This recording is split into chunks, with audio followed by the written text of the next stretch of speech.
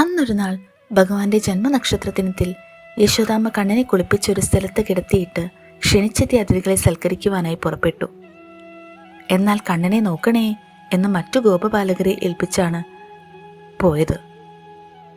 പെട്ടെന്നുണ്ടായ ചടപട ശബ്ദവും കുട്ടിയുടെ കരച്ചിലും കേട്ട് ഓടിയെത്തിയ ബാലന്മാർ കണ്ടത് കണ്ണനെ കിടത്തിയതിനടുത്തുണ്ടായിരുന്ന ഒരു വണ്ടി ചക്രങ്ങളും അച്ചും മറ്റും പൊട്ടിച്ചേറി കിടക്കുന്നതായിരുന്നു. ഗോപന്മാർ ഓടിയെത്തിയപ്പോൾ കുട്ടികൾ പറഞ്ഞത് കണ്ണൻ കാൽ കുടഞ്ഞപ്പോൾ വണ്ടിയുടെ മേൽ തട്ടി അത് പൊട്ടിച്ചേറിയതായിരുന്നു ശബ്ദമെന്നായിരുന്നു. എന്നാൽ ഗോപന്മാർ കുട്ടികളുടെ മൊഴി അത്ര തന്നെ വിശ്വസിച്ചില്ല.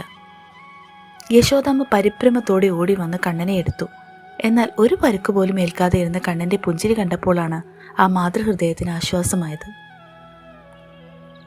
കംസഭൃത്യനായ ശകടാസുരൻ ഭഗവാനെ വധിക്കുവാനായി ശകടത്തിൽ ആവേശിച്ചിരിക്കുകയായിരുന്നു.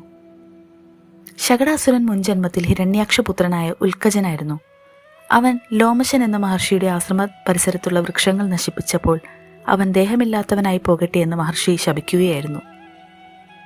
ദ്വാപരയുഗത്തിൽ നന്ദഭവനത്തിൽ വെച്ച് ഭഗവാന്റെ പാദസ്പർശനമേൽക്കുമ്പോൾ മുക്തി ലഭിക്കുമെന്ന ശാപമോക്ഷവും നൽകിയിരുന്നു. ഭഗവാന്റെ പാദസ്പർശത്താൽ അവന് ശാപമോക്ഷം ലഭിക്കുകയും ചെയ്തു. തൻ്റെ കുഞ്ഞു കാൽപാദം കൊണ്ട് ഇത്രയും ഭീകരനായൊരു അസുരന് മോക്ഷം കൊടുത്ത ഭഗവാനെ, ഈ ലോകത്തെ സകല ചരാചരങ്ങളെയും കാത്തുകൊള്ളണേ.